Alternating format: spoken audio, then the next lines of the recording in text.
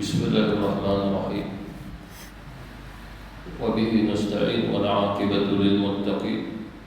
Wassalatu wassalamu ala nabiyyina wa syafi'ina wa qurrati a'yunina wa nuri qulubina Muhammad wa ala alihi wa sahbihi ajma'in. Wa ba'du. Assalamu alaikum warahmatullahi ta'ala wabarakatuh. Kita bersyukur kepada Allah Subhanahu wa ta'ala kerana telah membenarkan bagi kita untuk menghadapnya. Kita bersyukur kepada Allah Subhanahu wa ta'ala yang telah mengizinkan kita untuk meminta kepadanya sehingga diilhamkan bagi kita ilmu untuk memuja dan memujinya. Dan tidak lain, ini semua adalah tanda kasih sayang Allah Subhanahu wa ta'ala kepada kita semua. Dan hendaklah kita ketahui bahawasanya dasar dalam kehidupan kita, dasarnya adalah kitab Allah Subhanahu wa ta'ala, sunnah Rasulullah sallallahu alaihi wasallam, dan juga amal-amal tazkiyah. Seperti mana Allah Subhanahu wa ta'ala telah mengutus baginda Rasulullah sallallahu alaihi wasallam untuk mengajar kita Quran, sunnah, dan bagaimana kita memperbaiki diri kita. Itu disebut tazkiyah. Wa yu'allimuhumul kitaba wal hikmah wa yuzakkihim, agar dia mengajarkan kepada kamu Quran. Hikmah di situ adalah sunnah Rasulullah sallallahu alaihi wasallam. Dan juga wa yuzakkihim, dia mengajar kamu bagaimana cara untuk kamu nak membersihkan hati kamu, jiwa kamu daripada sesuatu yang menghalangi untuk kamu dapat rahmat dan juga redha-Nya. Selain daripada itu, Allah Subhanahu wa ta'ala telah menganugerahkan kepada kita kemampuan demi kemampuan pada akal kita, pada jiwa kita, dan juga pada hati kita. Kemampuan yang dimaksudkan tidak lain kemampuan untuk berma'rifatullah, mengenal Allah Subhanahu wa ta'ala. Dan itu juga adalah dasar dalam kehidupan kita juga. Tidak lain melainkan mengenal Allah Subhanahu wa ta'ala, sehingga kita hanya menyembahnya, tidak mensyirikkannya, sentiasa bersangka baik padanya, redha atas takdirnya, dan sentiasa bermunajat kepadanya. Allah Subhanahu wa ta'ala telah berfirman dalam surah Al-An'am juzuk yang ke-8 pada ayat ke-160. Kalau ikut Quran, Mushaf Quran, muka surat 150. A'udzu billahi minasyaitonir rajim. Man jaa'a bil hasanati falahu 'ashru amsalha wa man jaa'a bis sayyi'ati fala yujza illa mithlaha wa hum la yuzlamun. barang siapa yang membawa akan adanya padanya itu kebaikan, maka baginya itu pahala 10 kali lipat ganda. Dan barang siapa yang melakukan satu kesalahan, maka tidaklah dia dibalas atas kesalahan yang dilakukan, mereka setimpal dengan kesalahan yang dia lakukan sahaja, sedangkan dia tidak dizalimi. Man seseorang yang memiliki akal yang waras. Man di situ menunjukkan orang yang berakal. Dia sudah akidatul Islam, itulah orang yang sampai pada usia bulugh. Bulugh ini maknanya baligh, berakal, sehingga berkewajiban baginya itu untuk melaksanakan perintah daripada Allah Subhanahu wa taala berupa aqaid, akidah, dan juga syariatul islamiyah, hukum hakam syariat. Man, itulah mereka, dia termasuk kita. Dan kalimah man itu dikecualikan bagi mereka yang belum sampai pada usianya. Itulah anak-anak yang belum sampai pada baligh, belum sampai pada akal dewasa, maka mereka tidak termasuk. Disebabkan apa? Disebabkan Allah Subhanahu wa taala belum lagi membebankan buat mereka hukum hakam syariatul Islam, seperti mana selagi mana mereka belum baligh, maka tidak diwajibkan bagi mereka untuk salat, puasa Ramadan dan sebagainya daripada apa yang telah diwajibkan oleh Allah Subhanahu wa taala. Tetapi ada perintah baginda Rasulullah, diperintah bagi kita untuk mengajari tentang berkaitan ibadah kepada Allah Subhanahu wa taala, sehingga dalam usia demikian, walaupun dia belum baligh, dia mengenal Allah Subhanahu wa taala sebagai penciptanya, dia mengenal Allah Subhanahu wa taala sebagai pemilik alam, dia mengenal Allah Subhanahu wa taala yang Maha Pengasih lagi Maha Penyayang, dia mengenal Allah Subhanahu wa taala sebagai Tuhannya, dan tidaklah dia mensyirikkan Allah Subhanahu wa taala dengan sesuatu, dan dia memandang Allah Subhanahu wa taala dengan penuh keagungan, kemuliaan, kebesaran, dan begitu juga dengan sifat-sifat Allah Subhanahu wa taala yang lain. Tuman jaa, mereka yang datang. Datang di sini bukan dengan kemampuan mereka sendiri, tapi datang adalah dengan apa yang telah ditetapkan oleh Allah Subhanahu wa taala atas dirinya. Disebabkan ada juga manusia-manusia yang tidak datang di akhirat melalui amal-amal salih, lebih-lebih lagi mereka yang mati dalam keadaan syirik kepada Allah Subhanahu wa taala. Orang yang mati dalam keadaan syirik tidak berpeluang untuk bertemu Allah, tidak berpeluang juga untuk masuk ke dalam syurga Allah Subhanahu wa taala. Itu telah disepakati oleh seluruh ulama-ulama akidah ahlu sunnah wal jamaah. Bil hasanati, huruf ba di sini menunjukkan pada ma'a. Maksud ma'a itu bersama dengannya. Al hasanah, kebaikan yang dilakukan dengan sempurna, walaupun dengan niat saja. Seseorang itu niat untuk solat sunat, kemudian itu lupa untuk solat, tapi niat untuk solat sunatnya telah diberi pahala oleh Allah Subhanahu wa taala. Dan kalimah al-hasanah di sini yang perlu kita ketahui, dan al-hasanah itu luas. Kebaikan itu ada pada aqaid, akidah. Seperti mana contoh seseorang yang jaga diri dia tidak mensyirikkan Allah Subhanahu wa taala, dia sentiasa bersangka baik pada Allah, itu adalah pahala hasanah buat dia. Dan pahala ini jauh lebih besar daripada pahala solatnya, pahala puasanya. Ini jauh lebih besar, sehingga seseorang itu dalam dirinya menjaga dirinya agar dia tidak mati melainkan Islam, beriman, maka itu juga adalah al-hasanah, itu juga adalah kebaikan, dan Allah Subhanahu wa taala juga akan memberi pahala kepada dia, seperti mana Allah Subhanahu wa taala berfirman, wala takunanna minal khasirin, maka janganlah kamu menjadi orang yang rugi. Jadi kehidupan orang yang rugi adalah keluar daripada Islam dan iman. Begitu juga Allah Subhanahu wa taala mengingatkan, ya ayyuhalladzina amanu taqullaha haqqa tuqatih wa la tamutunna illa wa antum muslimun. Dan janganlah kamu mati melainkan mati Islam. Jadi terjaga diri dia tidak lain, dia hanya mahu mati Islam, mati dalam keadaan tidak mensyirikkan Allah Subhanahu wa taala. Dan mati Islam ini adalah mati orang yang beriman. Itu adalah pahala. Itu juga adalah hasanah. Dia sudah akidah. Kita mempelajari sifat Allah Subhanahu wa taala,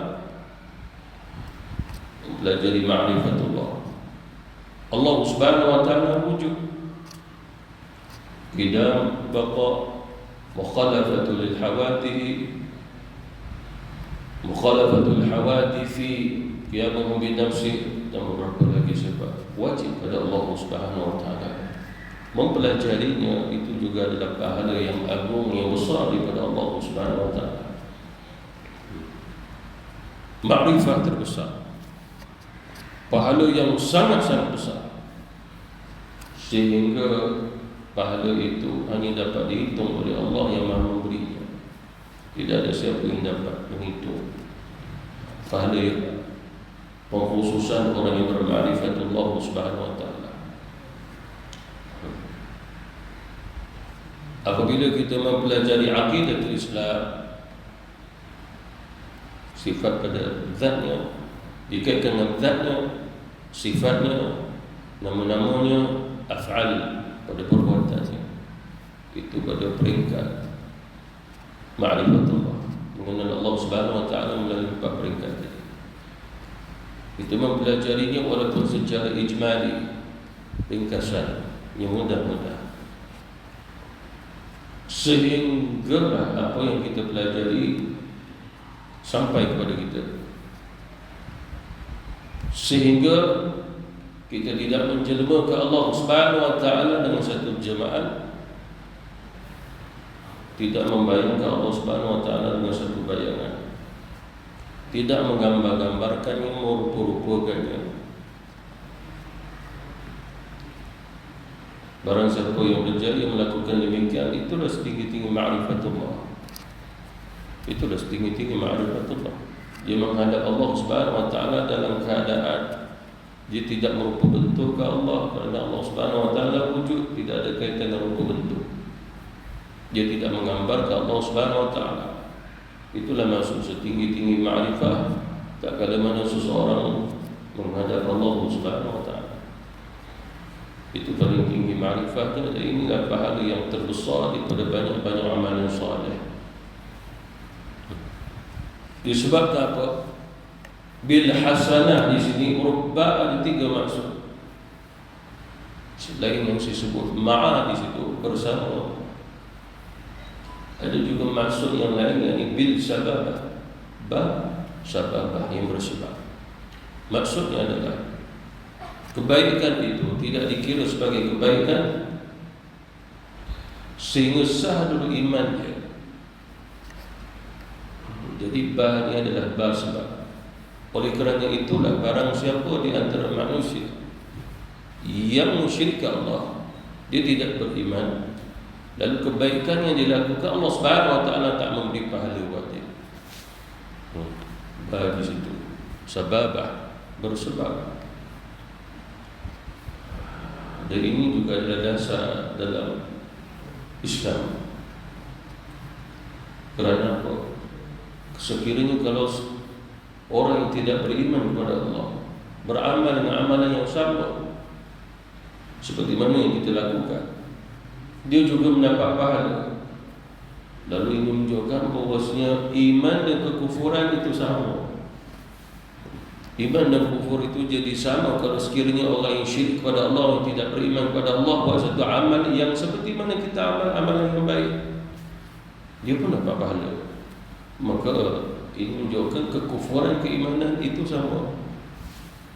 Jadi oleh kerana itulah orang yang kufur kepada Allah Subhanahu Wa Taala, tidak beriman, apabila mereka melakukan al-hasanah, maka Allah Subhanahu Wa Taala tidak memberi pahala buat dia. Lalu apa yang diberi oleh Allah Subhanahu Wa Taala? Allah Subhanahu Wa Taala memberi kesenangan, kemudahan buat dia, tapi bukan berupa pahala.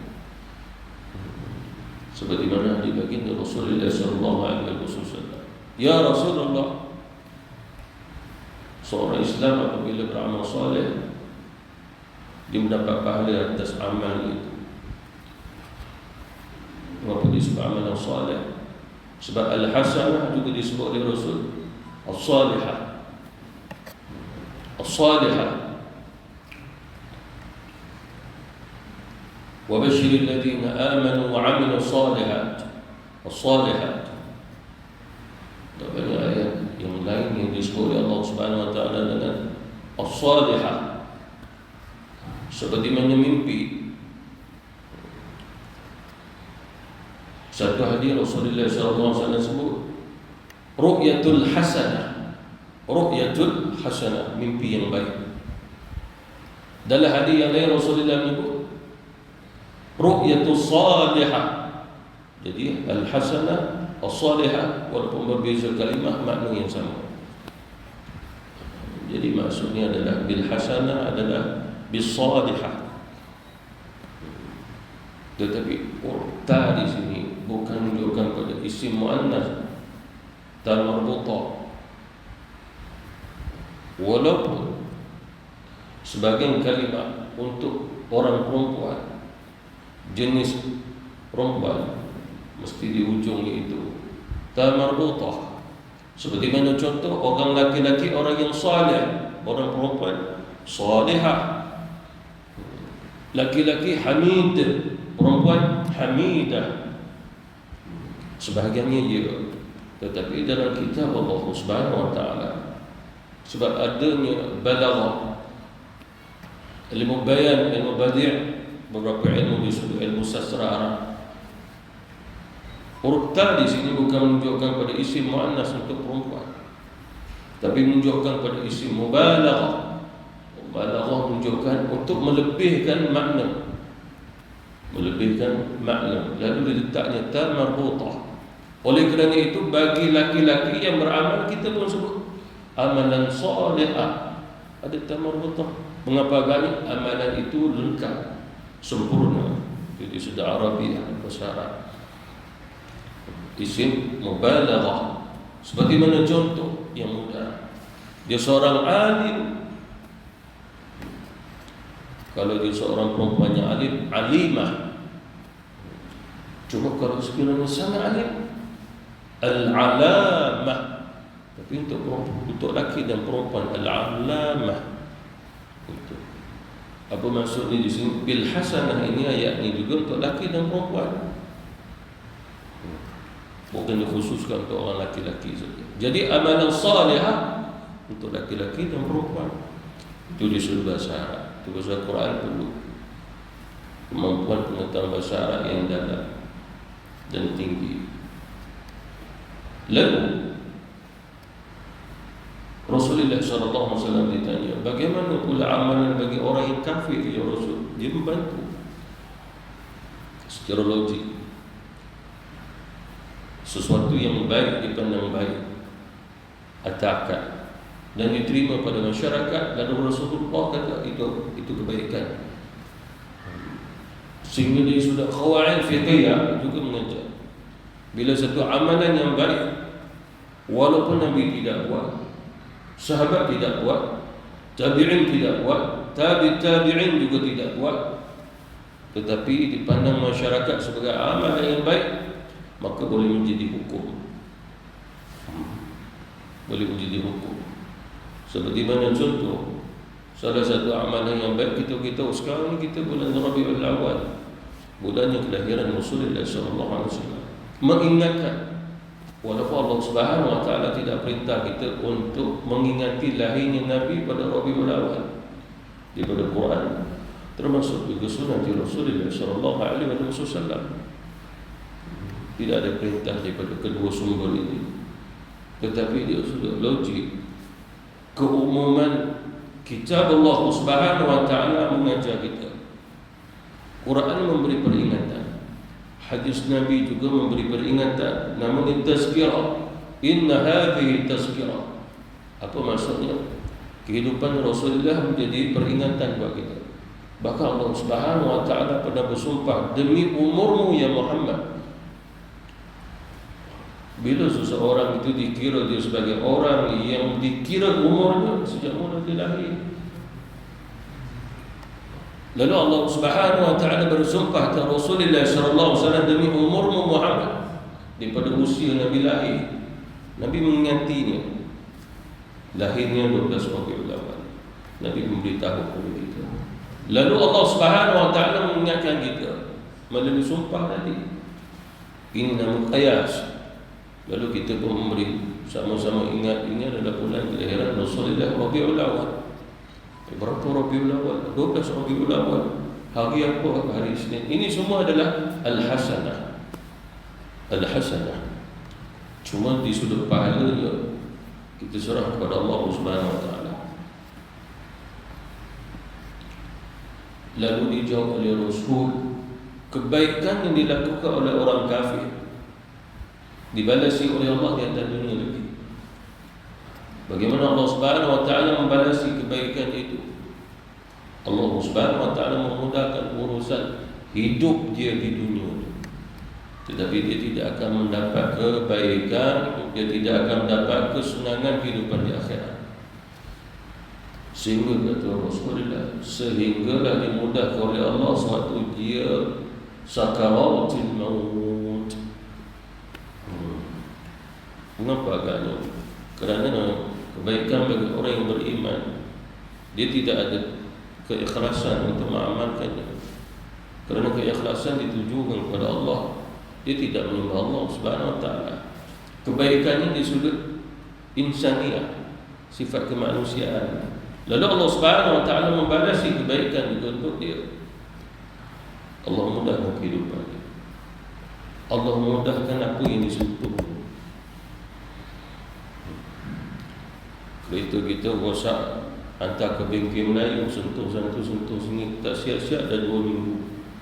Waktu kita hantar ke Ahmeng, sehari dia siap. Ini contoh Allah Subhanahu wa taala menguji kita. Mungkin contohnya betul.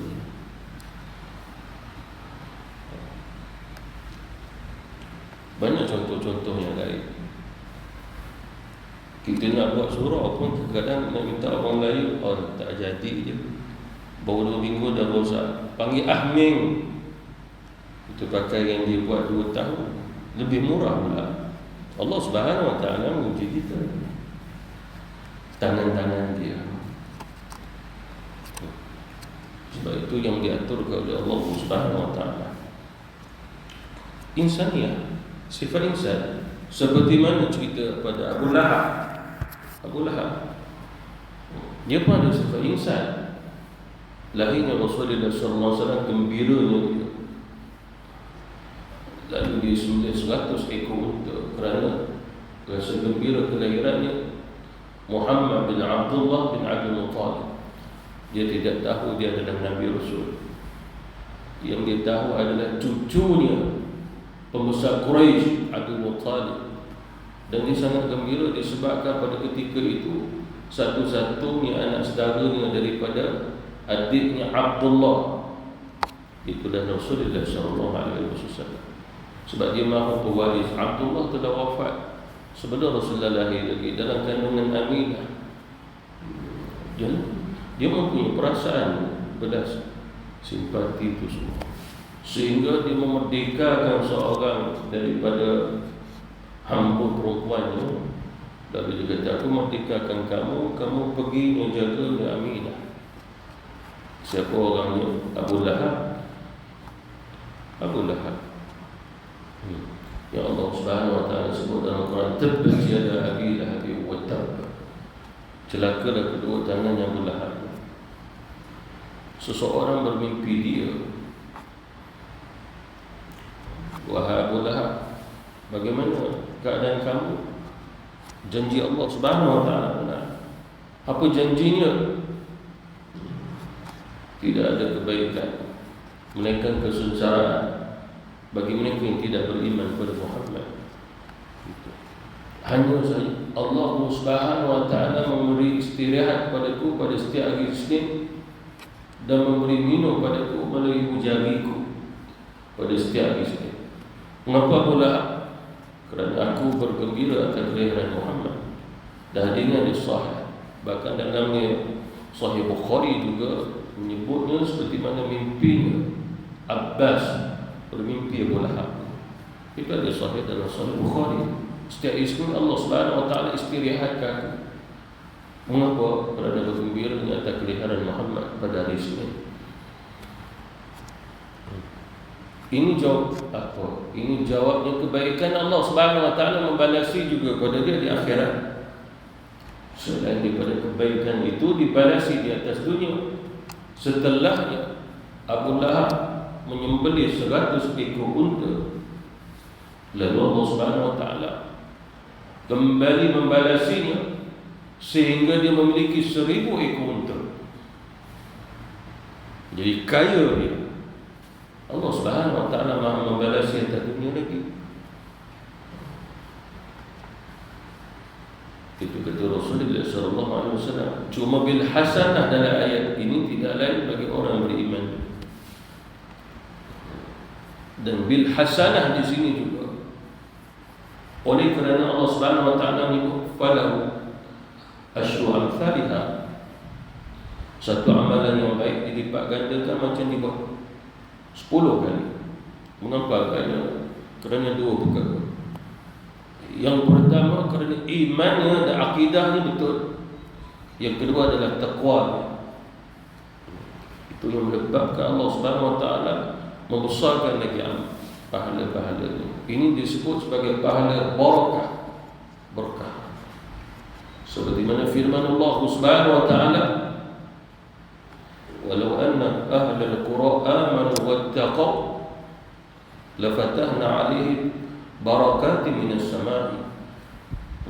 Sekiranya dalam satu-satu penduduk itu mereka beriman, mereka bertakwa, nescaya lafatahna 'alaihim, nescaya kami akan buka untuk mereka pintu-pintu pada langit, iaitulah barakah. Barakah itu tidak lain turunnya kebaikan yang tidak putus-putus. Sehingga kata ulama, falahu asyru amsalha adalah pahala yang bermula, tetapi pahala itu akan berterusan dan tidak akan habis-habis disebabkan dia sudah akidah. Ulama mengajar kita, setelah Allah memberi satu pahala itu akan bergerak, berganda-ganda, sehingga kita tidak tahu berapa sebenarnya pahala yang diberi oleh Allah pada kita. Sebab dia berterusan, ghairu mamnun, tak putus-putus, tidak putus-putus. Lalu maksud ayat ini permulaan satu amal yang diterima oleh Allah bermula 10 gandaan pahala. Cuma kita tidak boleh menghakikatkan pahala itu sendiri ke sekadar satu lafaz.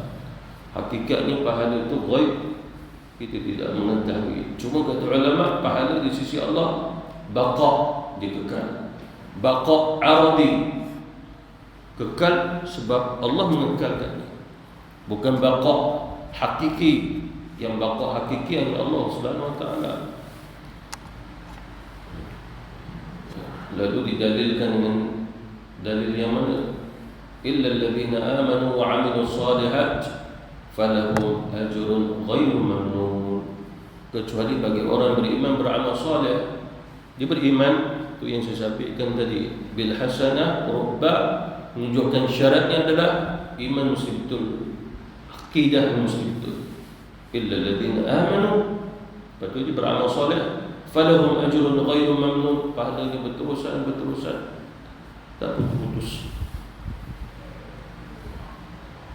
diganda kepada Allah Subhanahu wa taala. Ada juga seseorang yang mula dia beramal dengan satu amalan yang baik, terus dia mendapat 700 kali lipat ganda pahala.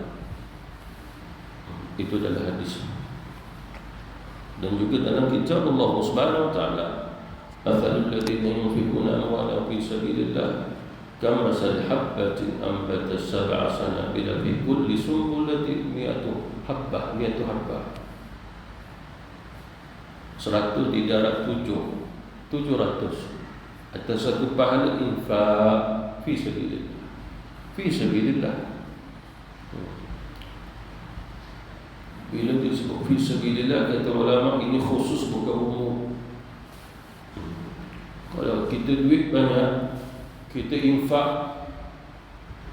untuk apa? Untuk menunjukkan bunga api dekat dataran Mekah, aku yang infak. Itu bukan masuk bil hasanah. Itu khusrah. Khusrah adalah amal yang merugikan saja. Baik dia jamu orang makan, baik dia cari orang miskin, jamu mereka, baiki rumah mereka. Jadi itu ba di sini mesti bil iman, akidah betul, akidah kena betul. Oleh kerana itu dia sudah akidah Ahlussunnah wal Jamaah. Seseorang buat amalan soleh dan dia memahami ini amalan soleh. Amalan soleh itu termasuklah puasa, zikrullah, selawat Rasulullah. Tapi dia sudah iman. Iman ini bertentangan daripada kaedah yang sepatutnya yang perlu dia imani. Bertentangan di sudut akidah Islam. Apabila ada masalah di sudut iman dan akidah, maka amalnya tidak diterima oleh Allah. Maka bila hasanah ini tidak ada pada dia, walaupun dia kata saya telah buat satu kebaikan. Seperti mana contoh Syiah Rafidah, bagi mereka salah satu amal yang baik melaknatnya Aisyah. Gitu. Salah satu amal yang baik melaknatnya Aisyah, melaknatnya Abu Bakar, bapanya Umar, Uthman. Laknat mereka. Itu bagi mereka adalah ibadah dan sebuah kebaikan. Lalu adakah mereka akan mendapat seperti mana yang disebut oleh Allah Subhanahu wa taala dalam Quran? Wallah, tidak.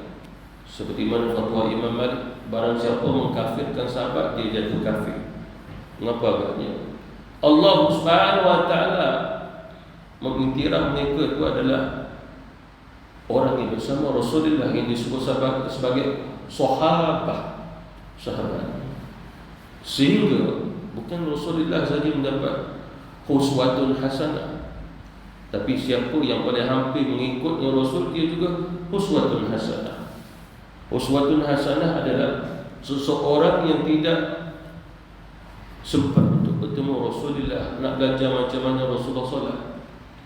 Jadi uswatun hasanah adalah Abu Bakar, Umar, Uthman, Ali. Itu maksudnya. Cuma dasar uswatun hasanah adalah baginda Rasulullah SAW. Itu dasar. Itu sudah agama.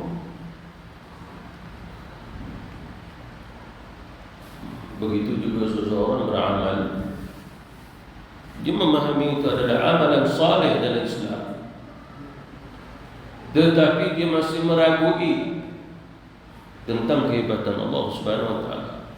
Dia masih meragui kehebatan Allah Subhanahu wa taala adalah dia mematikan, menghidupkan, mematikan. Jadi keraguan wujud padanya, adakah Allah Subhanahu wa taala mampu untuk kembali menghidupkan alam sendiri? Dia binasakan, dia percaya kembali dia membina yang baru. Seperti mana dalam Quran, dalam surah Ibrahim, ingatlah pada hari Allah Subhanahu wa taala menukar yang baru langit dan bumi. Makna menunjukkan sebelumnya langit dan bumi yang hancur oleh Allah Subhanahu wa taala. Hancur. Lalu Lalu dia berfikir, bagaimana Allah Subhanahu wa taala kembali menciptakan langit dan bumi pada hancur? Apa maksud mu'alis? Masih meragukan tentang kekuasaan Allah dalam menciptakan. Maka dia tidak beriman. Sebab maksud iman adalah percaya, tasdik sempurna, dan tidak ada lagi keraguan walaupun sedikit dalam hati dia. Tidak boleh. Jadi begitu juga bil hasanah di sini menunjukkan kepada kefahaman seseorang apabila dia menghadap Allah Subhanahu wa taala dengan ilmu. Itu yang menyebabkan Allah melipat gandakan lagi pahala dia. Seperti mana contoh kita ambil bab solat saja. Bab solat, ada seseorang yang solat dia asas seperti mana anak-anak yang solat. Ini rukun, ini syarat. Ini jangan buat nanti batalnya solat. Sesat. Rukun qawli, rukun fi'li, sesat. Dan ini adalah al-hasan. Adakah dia mendapat pahala dengan solatnya? Ya, kerana dia melaksanakan seperti mana yang diperintah oleh Allah Subhanahu wa taala pada syarat, pada rukun qauli fi'li selesai. Allah Subhanahu wa taala memberi pahala. Cuma pahala dia sekadar pada falahu asyru amsalha, asas. Kerana solat itu asas. Kita dah solat maghrib 3 rakaat, sama ada khusyuk ataupun tidak, Allah Subhanahu wa taala ada beri pahala kepada kita macam 10 kali kita buat solat maghrib. Allah dah terima. Berkaitan pahala, kita serah kepada Allah Subhanahu wa taala.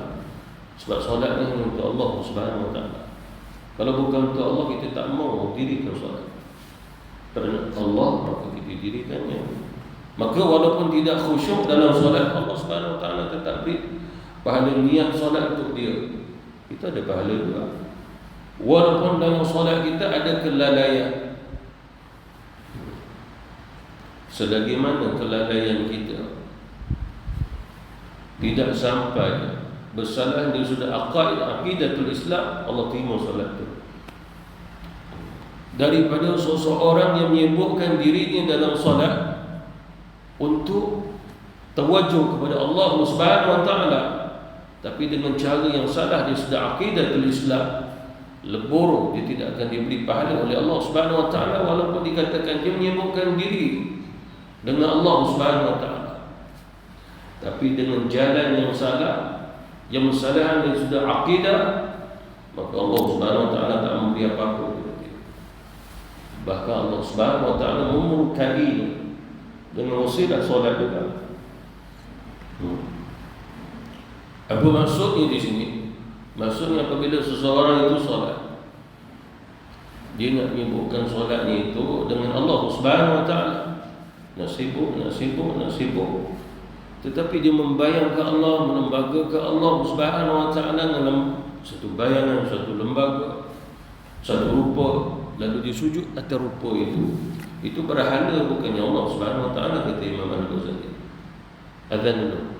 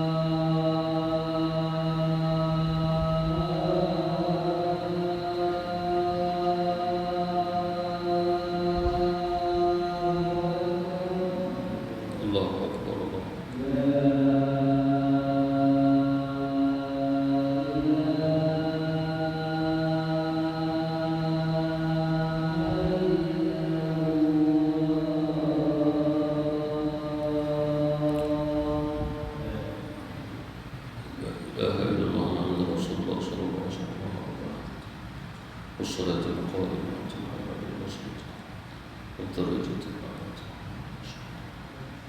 رضينا بالله.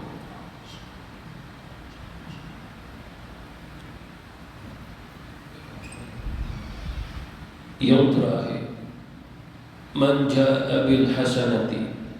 Kalimat al hasanati dengan alif lam menunjukkan pada kesempurnaan amal dan maksud kesempurnaan amal adalah kesibukan dalam amal tersebut. Kesibukan dalam amal tersebut. Ini dalam tasawuf dan dalam ilmu hakikat dan ma'rifah. Al-hasanah, kesibukan dalam amalan.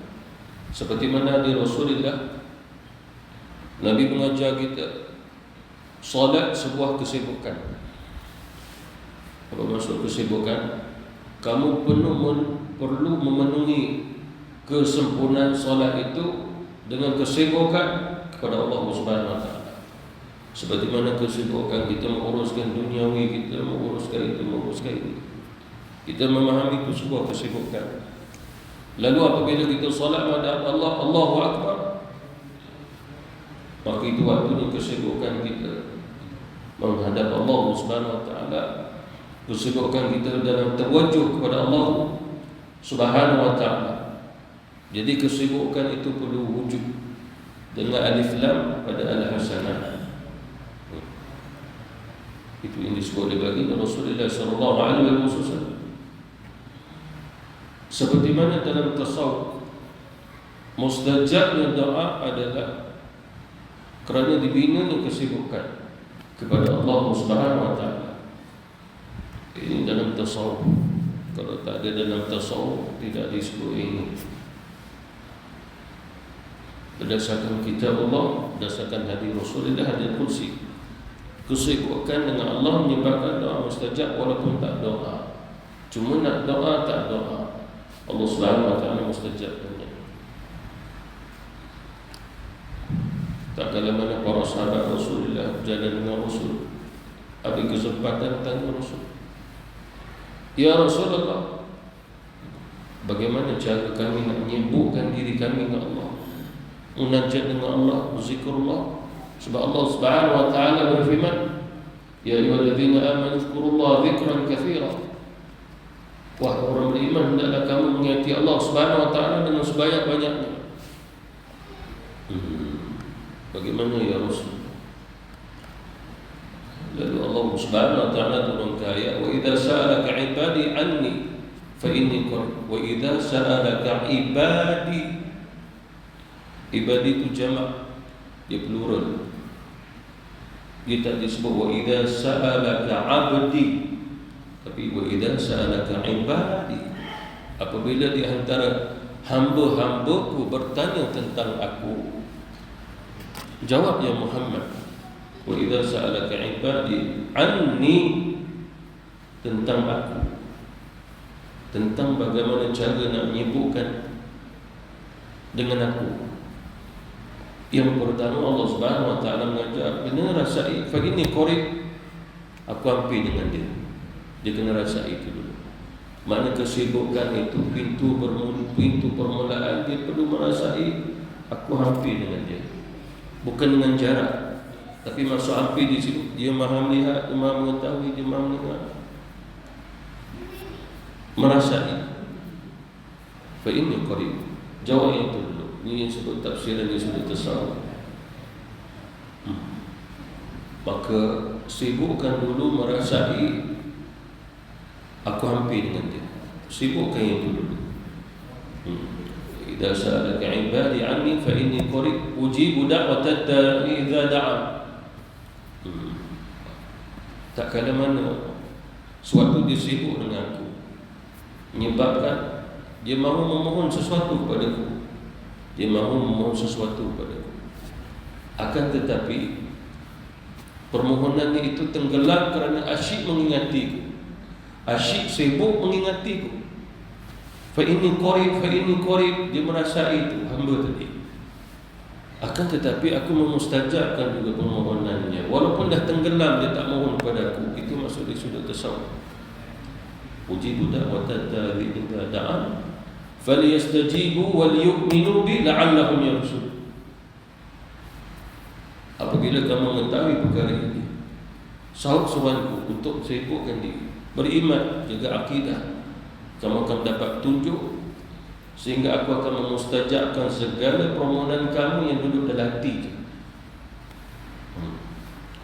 Apa maksudnya? Dalam tasawuf, kunci mustajabnya doa bukan doa, tapi kuncinya mustajabnya doa seseorang itu dah tenggelam dengan Allah, dia asyik dengan Allah, asyik dengan subhanallah, la ilaha illallah, sehingga dia lupa dia nak doa ke Allah. Yang dia lupa nak doa, yang dia sebab tenggelam, dia sibuk dengan Allah Subhanahu wa taala, Allah Subhanahu wa taala memustajabkan doa dia. Yang dia nak doa dan tak doa. Seperti mana hadis kursi, hamba-Ku yang menyibukkan diri mengingatiku, lalu lupa untuk meminta kepadaku, lalu dia lebih lagi Ku beri berbanding orang yang suka meminta-minta tetapi tidak mengingatiku. Itulah maksud kuncinya mustajabnya doa yang ini. Dia asyik dengan Allah, dia sibuk dengan Allah Subhanahu wa taala sehingga dia lupa dah. Lupa yang dia lupa tu dah Allah Subhanahu wa taala terlebih dahulu mustajabkan, lalu Allah beri yang lain pula. Barang siapa di antara hamba-Ku yang menyibukkan diriku, menyibukkan dirinya dengan mengingatiku, sehingga lupa nak meminta kepadaku, dia terlebih dahulu Ku beri berbanding orang yang suka meminta-minta tapi tak suka nak menyibukkan diri dengan aku. Apa maksudnya? Apabila dia tersedar yang dia lupa itu, dia nak doa dan dia tersedar, Allah dah mustajabkan sebelum dia doa. Lalu kalau dia doa, mustajab, pasti mustajab. Itulah rahsianya kemustajaban doa melalui ayat ini juga. Man ja'a bil hasanati, barang siapa yang datang kepada Allah Subhanahu wa taala bawa satu amalan, yang mana amalan itu telah terlebih dahulu disibukkan mengamalkan. Itu pasal Rasulullah sallallahu alaihi wasallam sabda, beramallah kamu wa in aqalla, walaupun sedikit. Sedikit itu disibukkan sampai dia menemui Allah Subhanahu wa taala. Satu amal, dua amal, disibuk yang tu. Sehingga ulama kita mengajar, sibukkan diri kamu dengan solat, mungkin tahajud 2 rakaat ataupun solat witir 1 rakaat. Kamu puasa hari Isnin ke hari Khamis ke 3 hari dalam sebulan ke, kamu sibuk, kamu target yang itu juga termasuk bil hasanah. Itu juga termasuk. Mungkin ada satu zikir Allah, mungkin kita suka la ilaha illallah, la ilaha illallah. Sebab itu zikir asas badaniyah, zikir badan, zikir tauhid, zikir syariah kita dengan la ilaha illallah. Zikir dengan ma'rifah Allah ataupun ya Allah. Zikir dengan hakikat ma'rifah digandakan dengan ya hu. Seperti mana dalam Quran Allah Subhanahu wa taala berfirman 36 ayat dalam Quran, illa hu syahidallahu annahu la ilaha illahu Allahu la ilaha illahu hu adalah Allah Subhanahu wa taala. Hu adalah Allah Subhanahu wa taala. Kata Imam Qurtubi, salah satu namanya Tuhan kita hu, itu nama isim, bukan domir. Domir itu nya jadinya. Itu hu, Allah Subhanahu wa taala. Cuma dia duduk dalam sir, duduk dalam lubuk hati saja zikir tu. Allah tapi disebut hu. Seperti mana seseorang kata terima kasih Tuhan. Siapa Tuhan dia? Allah Subhanahu wa taala. Allah Subhanahu wa taala. Walaupun sebut Tuhan kan, terima kasih wahai Tuhan, wahai Tuhanku. Siapa Tuhannya? Allah Subhanahu wa taala. Lalu begitu juga hu, siapa hu? Allah Subhanahu wa taala.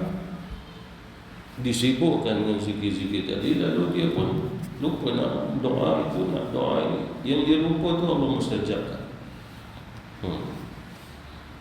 Itu semua kembali pada bil hasanah. Wallahu ta'ala. Wabillahi taufiq wal hidayah. Wassalamualaikum warahmatullahi wabarakatuh.